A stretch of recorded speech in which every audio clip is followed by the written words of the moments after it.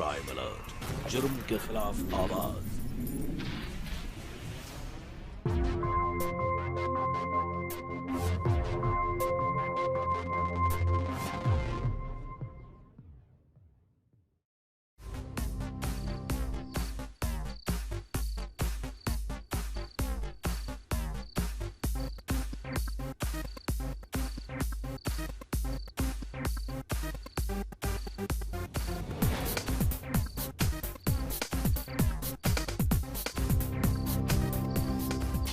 मुझे लगता है कि अब मेरी जिंदगी का कुछ मतलब ही नहीं रह गया, और यही कारण है कि मैंने अपनी जिंदगी को ही खत्म करने का फैसला किया है।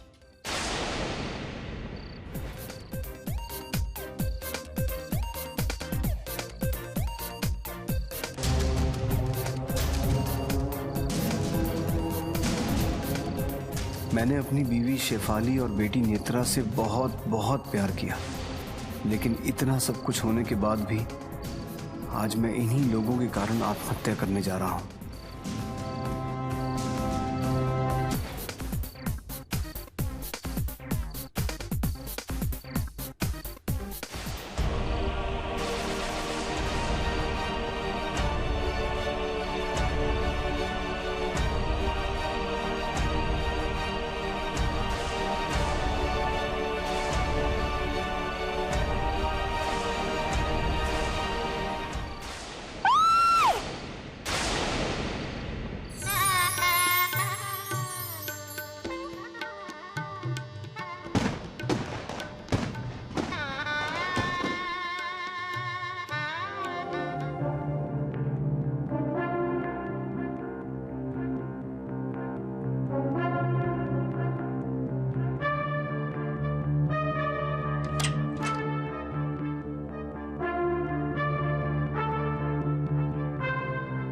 तुमने दुल्हन का लिबास क्यों उतार दिया?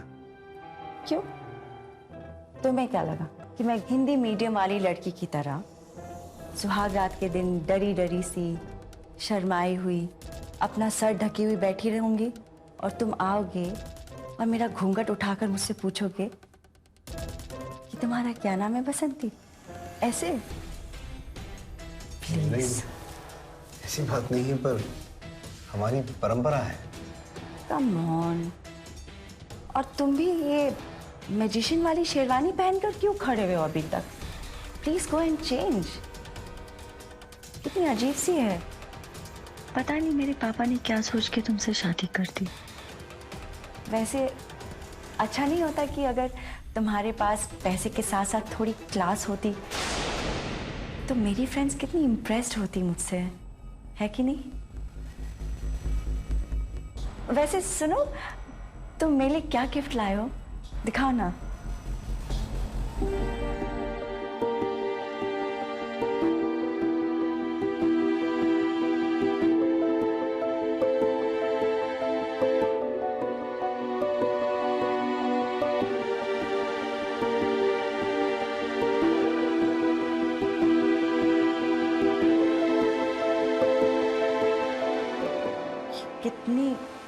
ये कितनी लोकल मेड है, इसे तो मैं पहन भी नहीं सकती।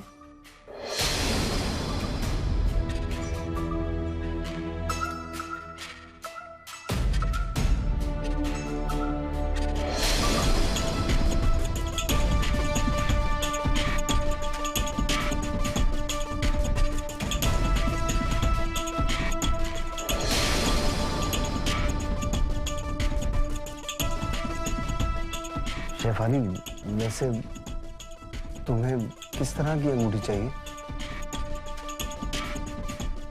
तुम्हें इतना तो पता होना चाहिए कि आजकल इटालियन डिजाइन का फैशन है।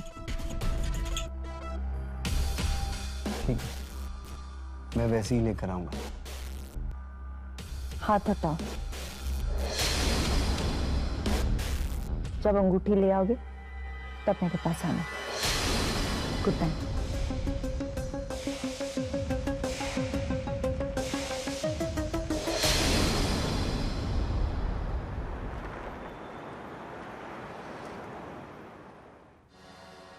देखो, इन सारी प्रॉपर्टीज के पेपर्स शेफाली और नेत्रा के नाम हो जाने चाहिए।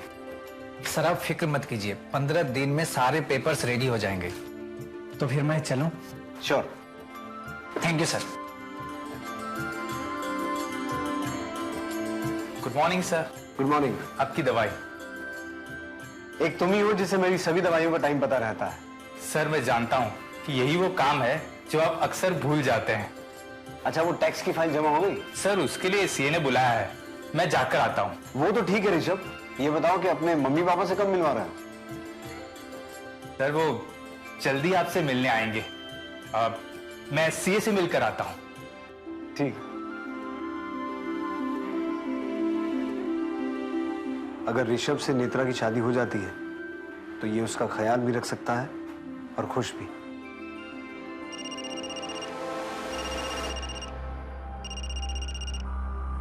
हाँ शेफाली।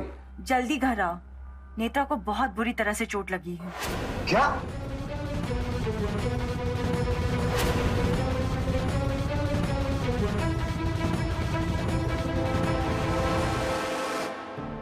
नेत्रा, क्या हुआ ये? हाँ? स्कूटी को ट्रक ने ठोक दिया, मैं मरते मरते बची हूँ। My God. अरे हुआ कैसे और कहाँ हुआ? ये फालतू का प्यार का नाटक करने की जरूरत नहीं है आपको। कितनी बार कहा मैंने कार खरीद दो, लेकिन आपको तो सिर्फ अपनी फिक्र रहती है। अरे मैं तो कब से कह रहा हूं कि तुम कार ले लो, पर तुम खुद ही कार लेने को तैयार नहीं हो। नहीं चाहिए मुझे आपकी वो सस्ती सी कार। मैं लूंगी तो अच्छी कार लूंगी, वरना रहने दो आप।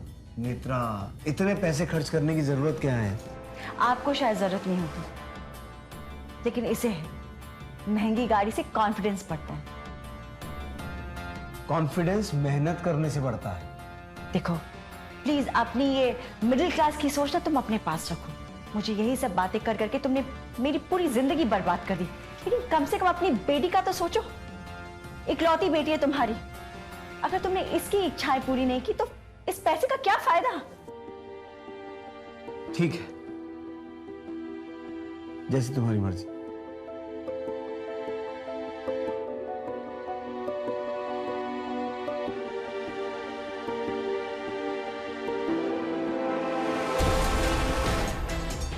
शाबाश। मैंने कहा था ना, इस हिंदी मीडियम से ना सीधी उंगली से घी नहीं निकलने वाला। थोड़ा नाटक करना पड़ेगा।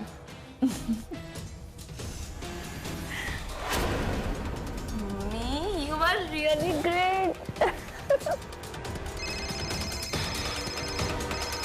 नरेश का फोन है। हाँ नरेश, बोलो। दीदी, एक जरूरी बात है, सुनोगी तो मजा आ जाएगा। अच्छा ठीक है, तू कल घर आ जा, फिर बात करते हैं। हाँ, ओके बाय।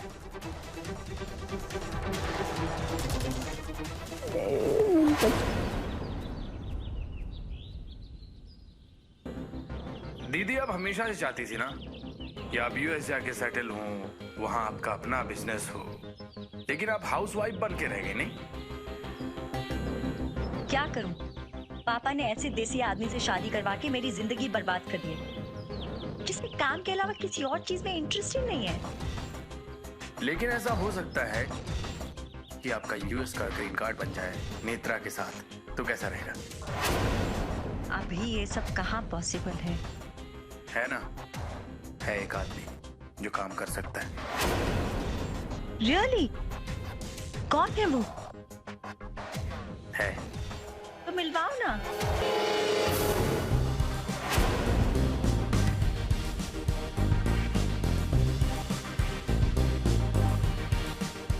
एक्चुअली मेरे मम्मी पापा यूएस में रहते हैं और उनका इंडिया भी आना जाना कम रहता है, इसलिए सारा इंपोर्ट और एक्सपोर्ट का बिजनेस मुझे संभालना पड़ता है, इसलिए फोटोग्राफी के लिए टाइम भी नहीं मिलता। वैसे तो मैं भी यूएस सेटल होना चाहती थी, पर क्या करूं, यहीं पे फंस के रह गई। वैसे नेत्रा भी अपना एमबीए करने के लिए यूएस जाना चाहती है, तो वही मैं सोच रही थी। नो प्रॉब्लम, मैं पापा से बात कर लूंगा एंड जिस भी यूनिवर्सिटी में एडमिशन चाहिए होगा इट विल बी डन। वैसे नेक्स्ट मंथ इसके मम्मी पापा आने वाले हैं यूएस से, इसके लिए लड़की देखने। अगर आप बोलो तो डिनर के लिए इनवाइट करूं? अरे डिनर क्यों, सीधा ब्रेकफास्ट पर ले आएंगे ना, है कि नहीं? ब्रेकफास्ट, लंच, डिनर सब हो जाएगा और बाकी की सारी बातें भी हो जाएंगी। क्यों? अरे केशव, आप आ गए? This is Anshul. हेलो। ये ना NRI है और इसका इंपोर्ट एक्सपोर्ट का बिजनेस भी है। US से आया है। अच्छा है। तुम्हारी कंपनी के रजिस्ट्रेशन का क्या हुआ? जी जीजा जी डॉक्यूमेंट सबमिट किए हैं, रिजल्ट आ जाएगा। हो जाएगा तो बताना। जी। अरे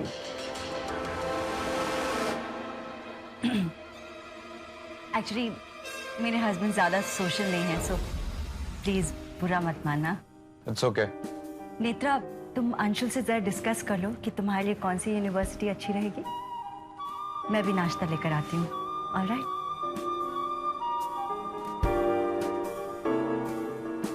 आप फोटोग्राफर भी हो? यस, और एक्चुअली यही मेरा रियल पैशन है। वाह, मुझे ना मॉडलिंग का बहुत शौक है। Okay, so we can do it any time. Okay.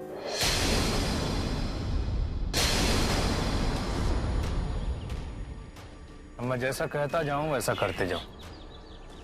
ये जीजा जी का बिजनेस तो क्या, एक न एक दिन पूरी प्रॉपर्टी हमारी होगी। लेकिन आपकी बहन और भांजी का क्या होगा? मेरी बहन का लालच ही तो मुझे सब कुछ दिलवाएगा, और रही बात भांजी की, तो उसे तुम्हें देखना है कि कैसे बोतल में उतारना है।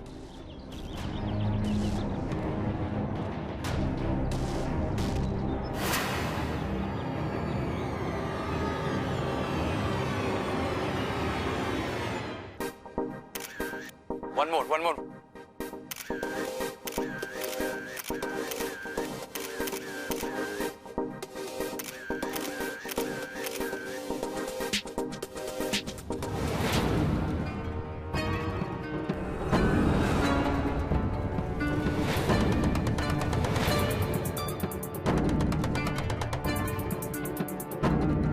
इधर मजा नहीं आ रहा है।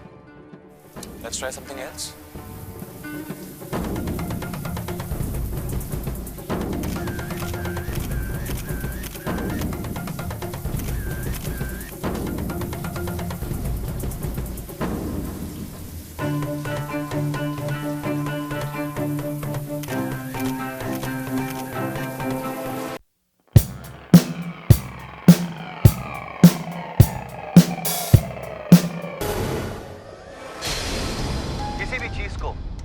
बिना मेहनत किए पाने की इच्छा रखना लालच कहलाता है। शायद इसी वजह से लालच को बुरी बला कहा जाता है। एक तरफ केशव अग्रवाल थे, जिन्होंने गरीबी और अभाव का सामना करते हुए कड़ी मेहनत से एक सच्चा मुकाम हासिल किया था, और दूसरी तरफ नरेश था, जो अपनी बहन की दबी हुई इच्छाओं को अच्छी तरह जानता था। इसीलिए उनका फायदा उठाने के लिए उसने गहरी चाल चली। जब भी हमारे परिवार में अपनों के बीच कोई लकीर खिंच जाती है, तो उसका फायदा हमेशा बाहर वाले लोग उठाते हैं। शेफाली के पास वो सब कुछ था जिसके इंसान को ख्वाहिश होती है, अगर नहीं थी तो सिर्फ संतुष्टि। हाई क्लास सोसाइटी का दिखावा उसके लिए अहम हो चुका था। वो झूठ की चकाचौंध में इस कदर धंस चुकी थी कि उसे अपने पति से नफरत होने लगी थी। नमस्कार, मैं अमित पचौरी। क्राइम अलर्ट के आज के इस एपिसोड में हम आपको दिखाने जा रहे हैं एक और सच्ची कहानी। शेफाली ने अपनी बेटी नेत्रा को भी अपने जैसा ही बना लिया था, और उन दोनों के लिए केशव अग्रवाल सिवाय एक ATM मशीन के और कुछ भी नहीं था। और नरेश अपनी बहन की इसी कमजोरी का फायदा उठाकर गहरी चाल चल चुका था।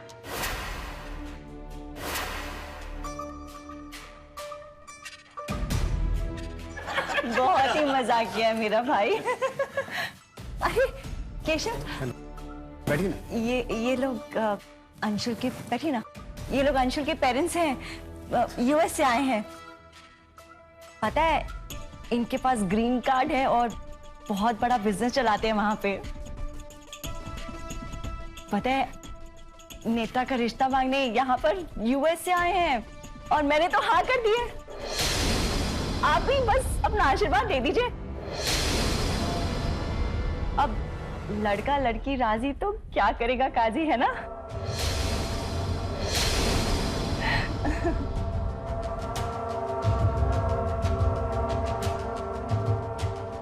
क्या हुआ? आई एम सॉरी, मुझे पता नहीं था कि आप लोग आज इस काम के लिए आने वाले हैं।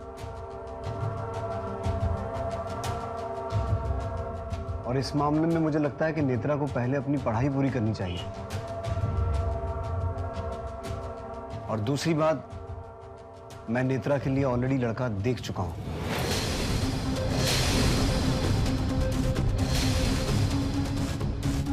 Excuse me.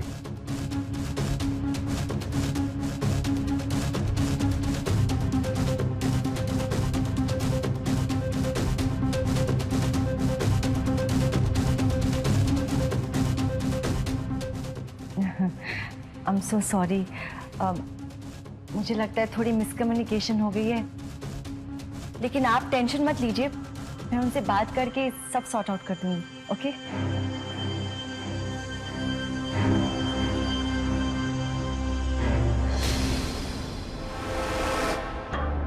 How dare you!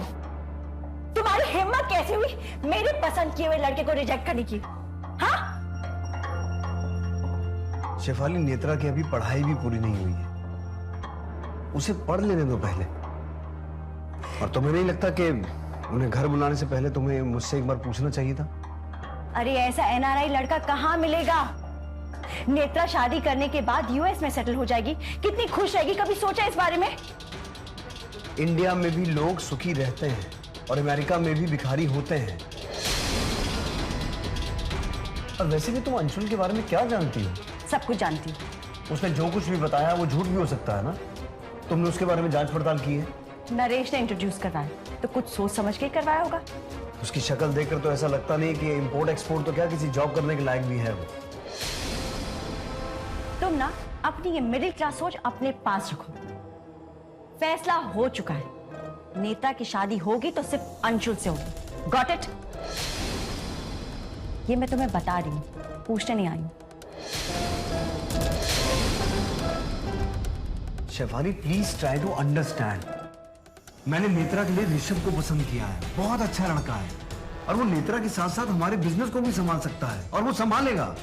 पापा, मैं और अंशुल बहुत क्लोज आ चुके हैं और वैसे भी मुझे अपनी लाइफ में ना स्टैंडर्ड वाला लड़का चाहिए, आपके ऐसा भैया जी टाइप नहीं।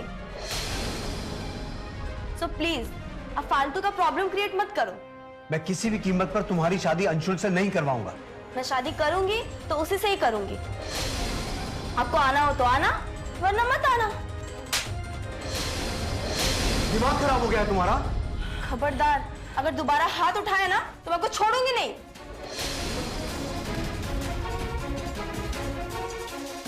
देखा कितनी बदतमीज हो गई है? और ये सब तुम्हारे निकम्मे भाई की वजह से हुआ है। उसी ने मिलवाया ना अंशुल से, वो खुद एक घटिया बेहुदा आदमी है। दोबारा उसे घटिया और बेहुदा बोलने की हिम्मत मत करना, वरना अच्छा नहीं होगा।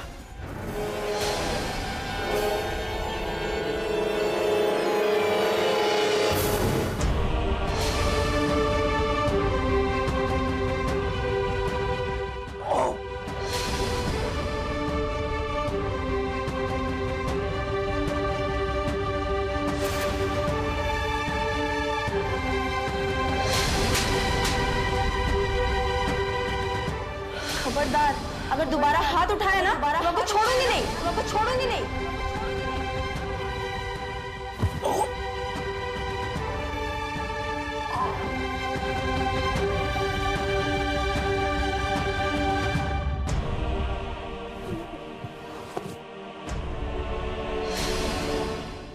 अब मुझसे बर्दाश्त नहीं होता सर, मैं कुछ कर जाऊंगा।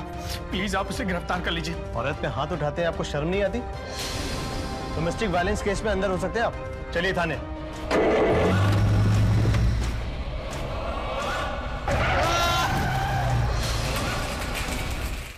क्राइम अलर्ट, जुर्म के खिलाफ आवाज।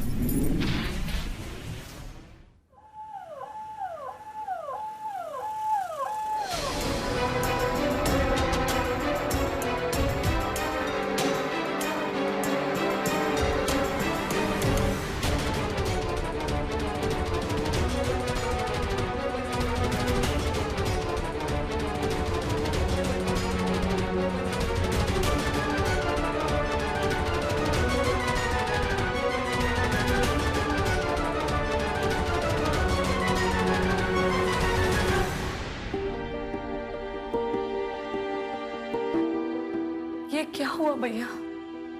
तुझे क्या बताऊं?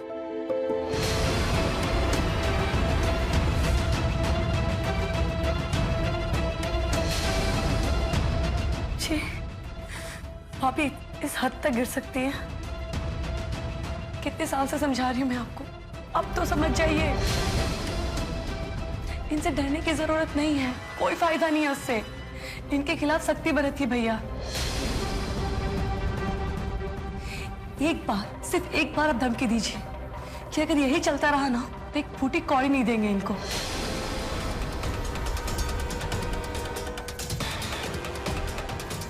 और एक बार उनको अपने घर से निकलने का डर समझ में आएगा ना तो खुद ब खुद सही रास्ते पे आ जाएंगे भैया। कितनी घटिया औरत हो तुम, हाँ? अपने भाई का घर तोड़ने चली हो, तुम्हें शर्म नहीं आती? घटिया मैं नहीं, इतने सालों से जो आप लोग कर रहे हैं ना उससे घटिया कहते हैं भाभी। आपके पति हैं, थोड़ी इज्जत तो कर सकती हैं आप। ओ मिडिल क्लास मर्द, जो शराब के अपनी जबान बंद करो वरना धक्के मारकर निकाल दूंगी। Got it? अपना ये पागलपन बंद करो शेफाली, और एक बात कान खोलकर सुन लो।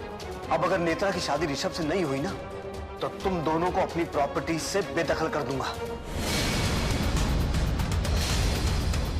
और सारी पावर ऑफ अटर्नी ऋषभ को दे दूंगा, ताकि कल अगर मुझे कुछ हो भी जाए तो वो मेरा सारा बिजनेस संभाल ले। Got it?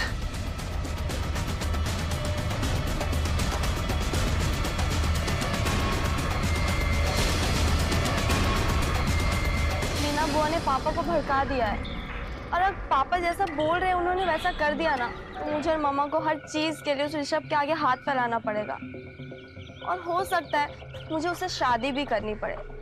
मैं ऐसा कुछ नहीं होने दूंगा, चाहे कुछ भी हो जाए। मैं उस ऋषभ को हमारे बीच नहीं आने दूंगा।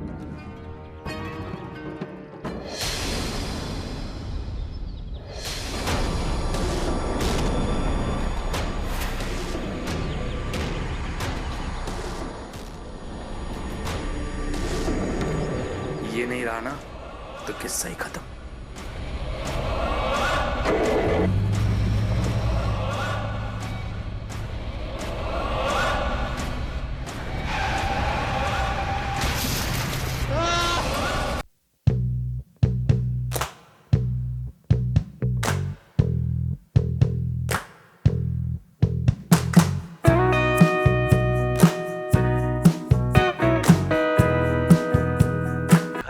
षड्यंत्र का शिकार, उसके मर्डर को बड़ी चालाकी से एक्सीडेंट का रूप दे दिया गया। ऋषभ की मौत ने हार्ट अटैक की बीमारी से जूझ रहे केशव को काफी हद तक तोड़ के रख दिया, क्योंकि वो ऋषभ को बेटे की तरह प्यार करते थे। वहीं दूसरी ओर शेफाली और नेत्रा की जिद के आगे केशव को हार माननी पड़ी और उसने नेत्रा और अंशुल की शादी के लिए हाँ कर दी। शेफाली ने अपनी बेटी नेत्रा की शादी में पैसा पानी की तरह बहाया। वो जितना दिखावा कर सकती थी उसने किया, क्योंकि उसे इस बात का यकीन था कि नेत्रा शादी के बाद यूएस में सुख से रहेगी। लेकिन वो कहते हैं ना, इंसान सोचे वो हो या ना हो, लेकिन जो बोता है वो उसे काटना पड़ता है। नरेश अब तक अपनी सारी चालों में कामयाब रहा था, अब उसे अगला कदम उठाना था। आखिर क्या होने वाला था नरेश का अगला कदम, और केशव की जिंदगी में कौन सा तूफान आने वाला था?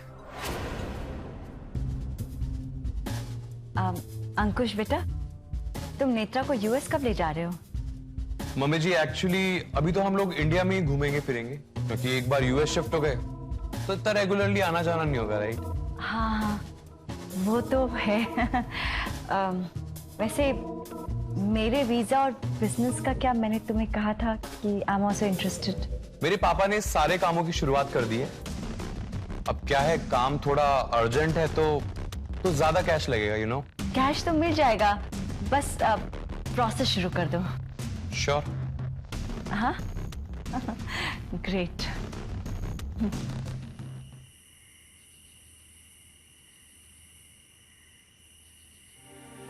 अभी पिछले महीने तो तुमने शादी में इतने पैसे खर्च किए हैं, अभी और पैसे क्यों चाहिए? देखो डार्लिंग, मुझे ना अंशुल के मम्मी पापा के साथ इंपोर्ट एक्सपोर्ट का काम करना है और उसके लिए तो थोड़ी बड़ी इन्वेस्टमेंट करनी होगी ना। शेफाली, तुम्हें उस काम का कोई एक्सपीरियंस नहीं है। इससे अच्छा तुम हमारे ही काम को आगे बढ़ाओ ना। हमने आज तक जो कुछ भी कमाया है अपने ही काम से कमाया है। Darling, you don't understand. मुझे तुम्हारे ये डब्बा बर्तन मैन्युफैक्चरिंग का काम नहीं करना है। मुझे कुछ बड़ा करना है, कुछ डिफरेंट करना है। फालतू के किसी काम के लिए मैं एक पैसा भी नहीं दूंगा। देखो, मुझे पैसे चाहिए। अब मैं अपने लिए जीना चाहती हूँ। एक बात बताओ शेफाली, मैं आज तक किसके लिए जी रहा था? मैंने जितने भी पैसे कमाए वो किस पर खर्च किए? देखो, मुझे तुम्हारी इमोशनल टॉक्स नहीं सुननी है। मुझे बस पैसे चाहिए तो चाहिए। अगर तुम नहीं दोगे ना तो फिर तुम सोच भी नहीं सकते कि मैं क्या कर सकती हूँ। सही कहा तुमने। मैं सोच भी नहीं सकता कि तुम घटिया पने की किस हद तक जा सकती हो।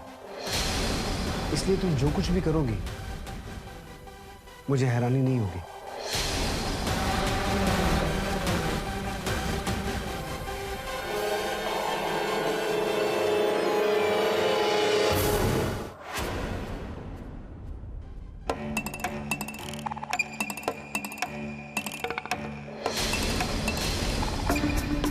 केशव जी, आप हमारे साथ चलिए। क्यों? क्या हुआ? चलिए।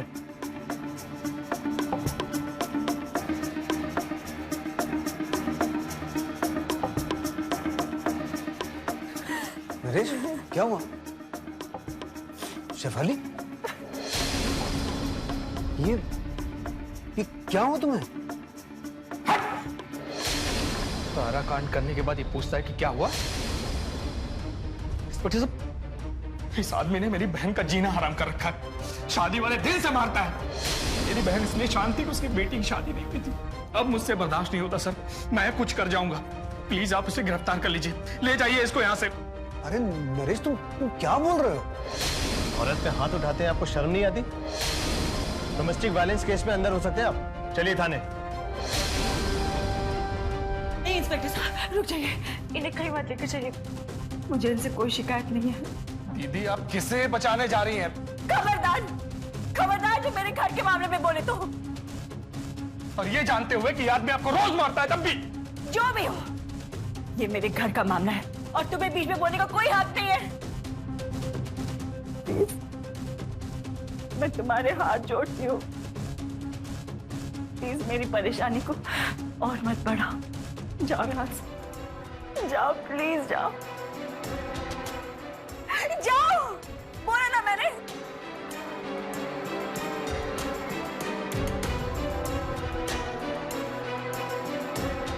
मैडम, साफ दिखाई दे रहा है कि आपके साथ मारपीट की गई है। शिकायत करने से पीछे मत हटिए। प्लीज बताइए हमें क्या हुआ। नहीं इंस्पेक्टर साहब, ऐसा कुछ नहीं है।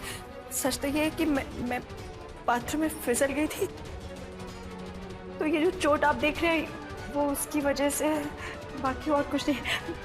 मुझे इनसे कोई शिकायत नहीं है। आप प्लीज चले जाइए। मुझे इनके खिलाफ कोई रिपोर्ट नहीं लिखानी है। केशव जी, आज इनकी वजह से आपको छोड़ रहे हैं, आगे आप खुद समझदार हैं। चलिए।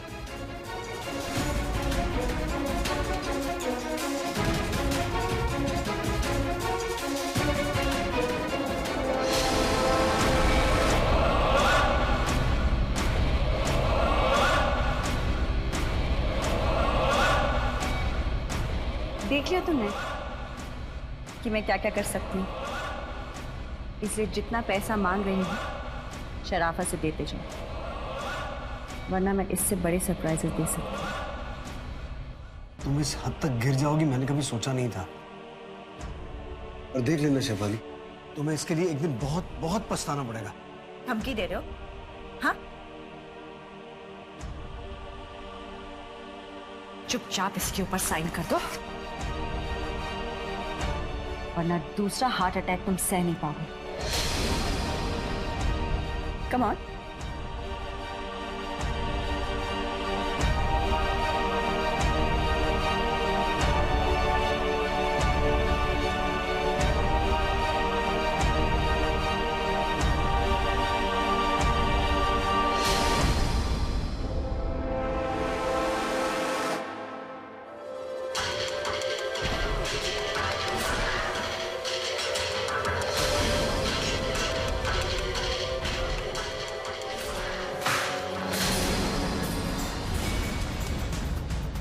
ये लो, और अब चाहो तो पुलिस को वापस बुला लो, क्योंकि जिस आदमी की बेटी और बीवी लालच में उसी को बर्बाद करने के लिए तैयार हो जाए, वो आदमी जेल में रहे या घर में रहे, क्या फर्क पड़ता है?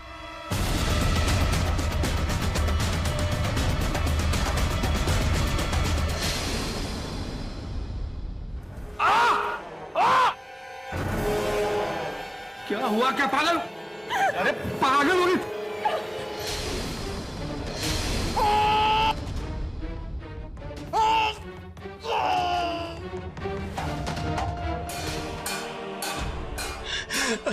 अरे मैं पागल नहीं हूं, नहीं हूं पागल, मैं पागल नहीं हूं। क्राइम अलर्ट, जुर्म के खिलाफ आवाज।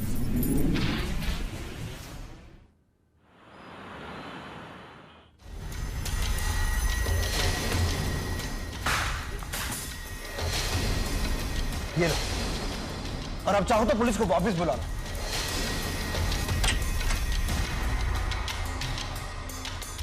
क्या हुआ दीदी?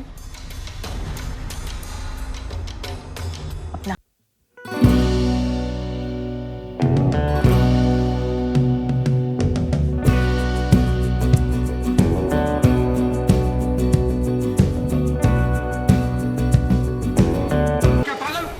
अरे पागल हो गई?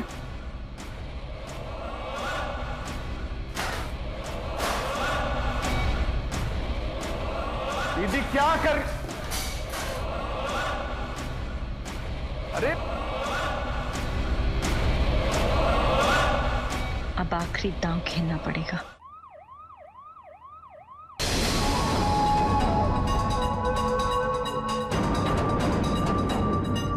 अच्छा वो आप लोग आ गए? कैसे किधर है? जी वो उस रूम में उधर। देखिए ना इंस्पेक्टर साहब, मेरे भाई को कितनी जोर से काटा, ये देखिए, ये देखिए। और ये सब सामान देखिए, सब तोड़फोड़ कर दिया उन्होंने। ये देखिए यहाँ पे। वो तो अच्छा हुआ कि मेरा भाई ना टाइम पे आ गया, वरना वो तो आज मेरी जान निकाल देते थे। क्या मैडम, कभी आप कहती हैं आपके पति ने कुछ नहीं किया, कभी कहती हैं कि उन्होंने आपके साथ मारपीट किया। वो पागल हैं। ठीक है, हम उन्हें मेंटल असाइलम ले जा रहे हैं, अब डॉक्टर ही तय करेंगे उनके साथ क्या करना है। पैर खोलो।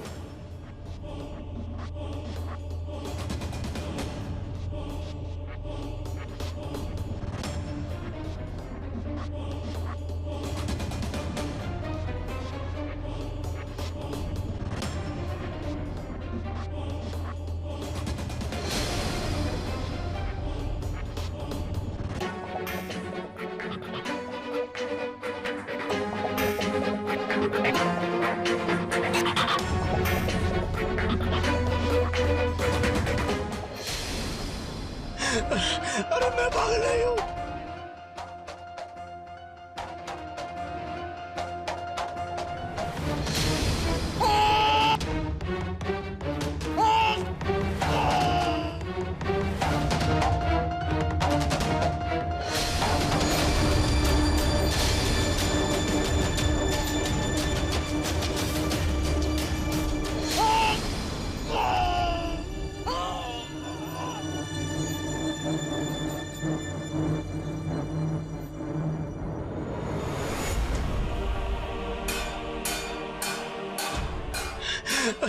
अरे मैं पागल नहीं हूं, मैं पागल नहीं हूं। नहीं हूं पागल, मैं पागल नहीं हूं, मैं पागल नहीं हूं।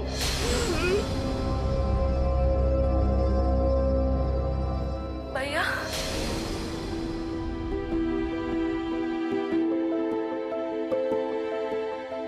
मैं आपको लेने आई हूँ। डॉक्टर ने सारी रिपोर्ट्स चेक की, आपको कुछ भी नहीं हुआ है। आप पागल नहीं हो, ओके? आपको लेने आई हूँ मैं।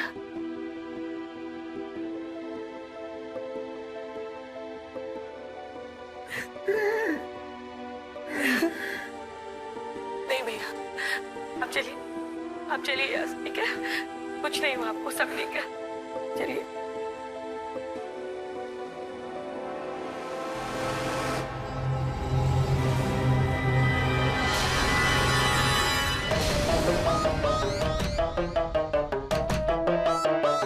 मम्मी, मम्मी, क्या हुआ?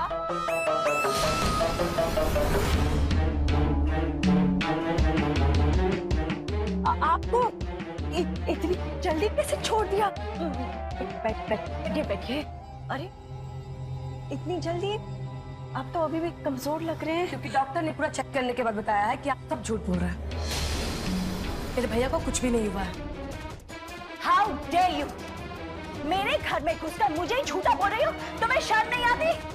Just get out of my house. Get out right now. तुम्हारी सच्चाई सबके सामने आएगी ना, फिर देखती हूँ कौन किसे घर से बाहर निकालता है। Shut up. Get out right now. अपना ख्याल रखिएगा भैया।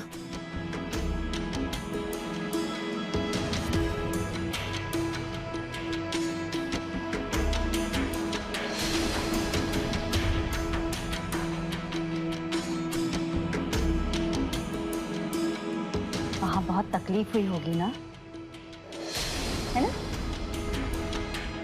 अब वहां दोबारा तो नहीं जाना चाहोगे?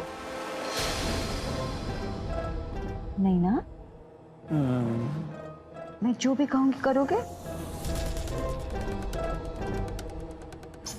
Good boy.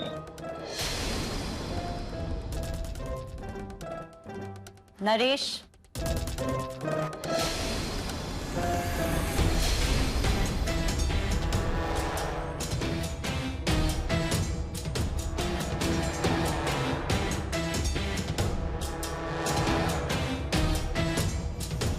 इन पेपर्स पे साइन कर दो। इसमें लिखा है कि आज के बाद तुम्हारी सारी प्रॉपर्टी, तुम्हारा बिजनेस, तुम्हारा बैंक अकाउंट, तुम सब कुछ मेरे नाम करो।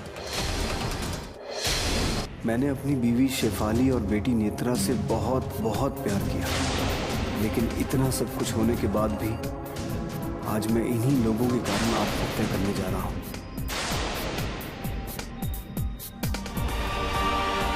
मेरी मौत के जिम्मेदार मेरी पत्नी शेफाली, बेटी नेत्रा, मेरा साला नरेश और दामाद अंशुल है। इन लोगों ने मुझसे मेरी जिंदगी और जिंदा रहने की वजह छीन ली है। ईश्वर ऐसा परिवार किसी को ना दे। क्राइम अलर्ट, जुर्म के खिलाफ आवाज। Come on, do it.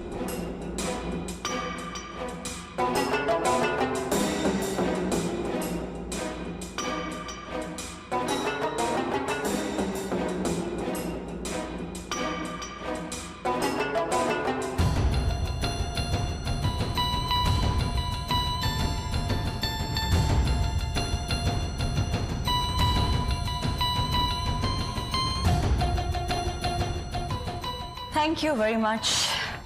आज के बाद तुम्हारा सब कुछ मेरा। 5-6 महीनों में मैं यूएस चली जाऊंगी अपनी बेटी और दामाद के साथ, और तुम्हारे लिए यहाँ पर एक किराए का मकान ढूंढ दूंगी। लेकिन याद रखना, अगर इस बीच तुमने जरा भी होशियारी की या मुझे धोखा देने की कोशिश की तो मैं तुम्हें जान से मार दूंगी। समझ गए? और लोग यही समझेंगे कि पागलपन में आकर तुमने खुद खुशी कर ली। अरे बाप रे। आइए आइए आइए आइए आइए, जाइए जाइए।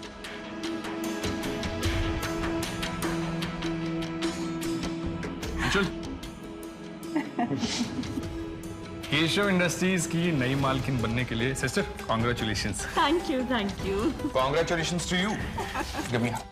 Thank you so much. वैसे बस ये मेरा टारगेट नहीं है, आप जल्दी से मेरे यूएस के वीजा की तैयारी करो। Don't worry mother in law, पापा ने ऑलरेडी आपका वीजा का काम शुरू कर दिया है।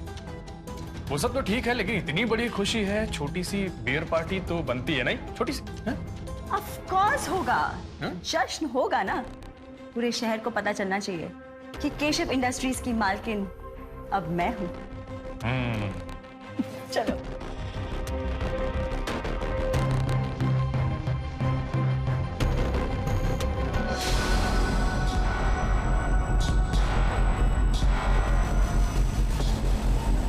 जैसे ही वीजा का काम हो जाएगा ना, तो मैं इन दोनों का वही हाल करूंगा जो केशव का किया है।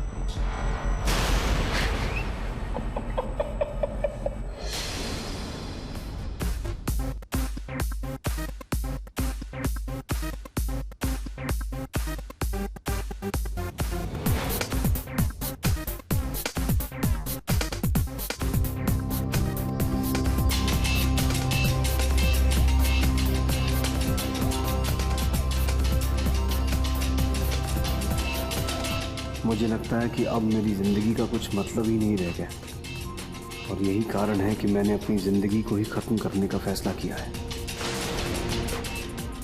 Shefali, Deepti! Hi, darling. How are you? So nice to see you. Same here. How are you? Good, and you're looking gorgeous. Same as you. Congratulations on becoming chairman of Keshav Industries. Thank you so much, darling.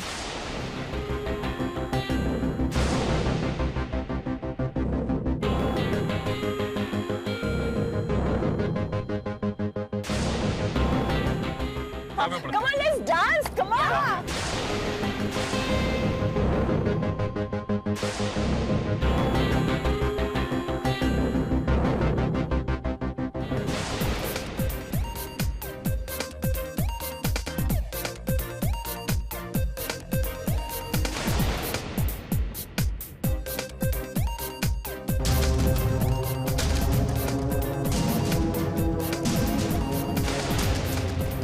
मैंने अपनी बीवी शेफाली और बेटी नेत्रा से बहुत बहुत प्यार किया, लेकिन इतना सब कुछ होने के बाद भी आज मैं इन्हीं लोगों के कारण आत्महत्या करने जा रहा हूं।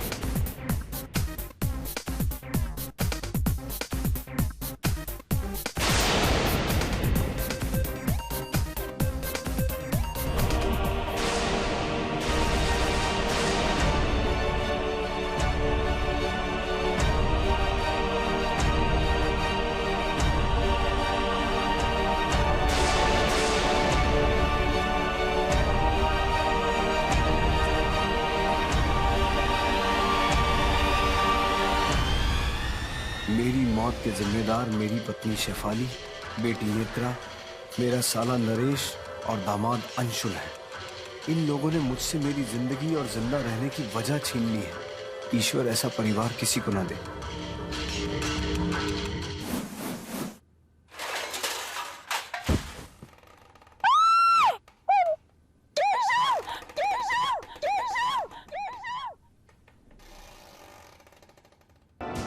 तुम लोग चिंता क्यों कर रही हो? पोस्टमार्टम रिपोर्ट में तो सुसाइड ही आएगा ना? हाँ, ये बात तो है।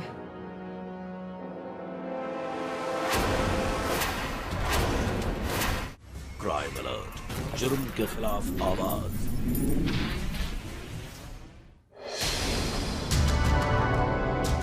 वैसे मैंने सोचा नहीं था कि केशव सुसाइड कर लेंगे। मम्मी, अच्छी बात तो ये कि सबको पता था डैडी पागल हो गए थे, वरना फालतू में हम लोग फंस जाते। अरे तुम लोग चिंता क्यों कर रही हो? पोस्टमार्टम रिपोर्ट में तो सुसाइड ही आएगा ना? हाँ, ये बात तो है।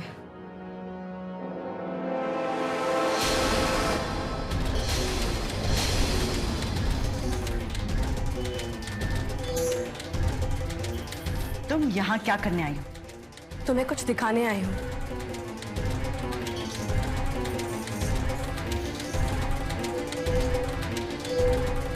अब मैं 5-6 महीनों में यूएस चली जाऊँ अपनी बेटी, दामाद और तुम्हारे बिजनेस के साथ। And listen, अगर इस बीच में तुमने जरा भी होशियारी दिखाई या मुझे धोखा दिया तो मैं तुम्हें जान से मार दूंगी। उस दिन जब मैं तुम्हारे घर से गई, Get out, I said.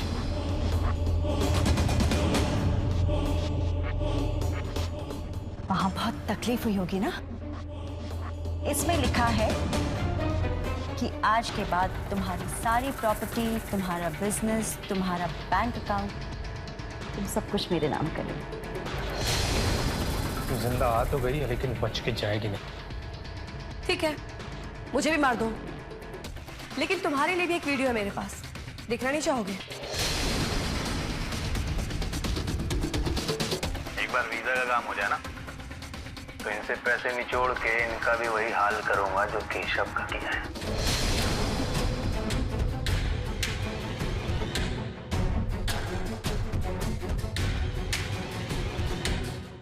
तुम इतना गिर जाओगे मैंने कभी सोचा भी नहीं था। तुमने मुझे इतना बड़ा धोखा दिया, बदतमीज, बेशरम।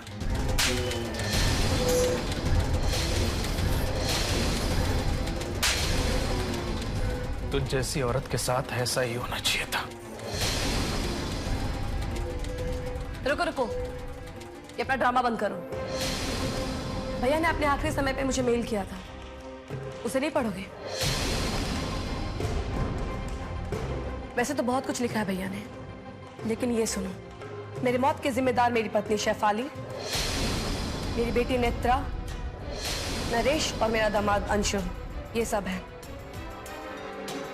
भगवान ना करे कि ऐसी फैमिली किसी को भी दे।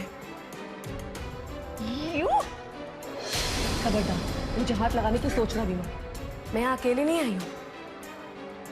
इंस्पेक्टर साहब,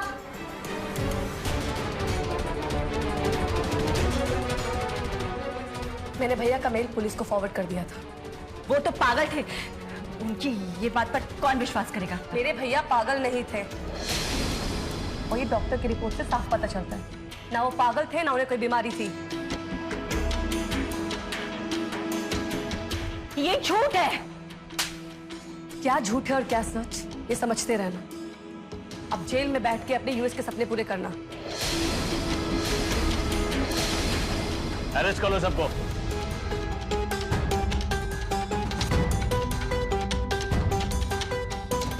चल।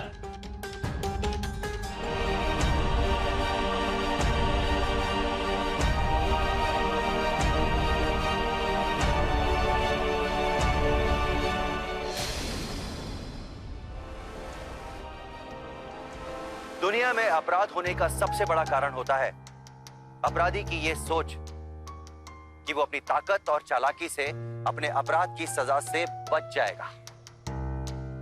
नरेश, अंशुल और शेफाली, इन सभी को यह लग रहा था कि वो जो ये खेल खेल रहे हैं इसमें जीत उनकी पक्की है। वो एक ऐसे शख्स के साथ अन्याय कर रहे थे जिसने हमेशा उनकी मदद की, उन्हें बहुत सारा प्यार दिया और उनके प्रति अपनी जिम्मेदारियों को बखूबी निभाया। ये हक हर किसी को होता है कि वो अपने सपनों को साकार करे, लेकिन उसके लिए सही रास्ता और कड़ी मेहनत की जरूरत होती है। शेफाली, नरेश और अंशुल ने गलत रास्ता इख्तियार किया, जो गलत था। केशव को भी आत्महत्या नहीं करनी चाहिए थी, बल्कि उसे अपने गुनहगारों को सजा दिलाने का रास्ता चुनना चाहिए था, जो उसने नहीं किया। पुलिस जांच के दौरान ऋषभ की हत्या का भी सच सामने आ गया। अदालत ने नरेश, शेफाली और अंशुल को केशव की आत्महत्या का कसूरवार माना। नरेश और अंशुल को ऋषभ की हत्या का दोषी पाया गया। आज ये सब के सब जेल की सलाखों के पीछे है। इसी के साथ मैं अमित पचौरी आज की इस कहानी में विदा लेता हूं आपसे। फिर मुलाकात होगी जुर्म की एक सच्ची कहानी के साथ। तब तक याद रखिएगा, जुर्म से बचना है तो अलर्ट रहना होगा। क्राइम अलर्ट, जुर्म के खिलाफ आवाज।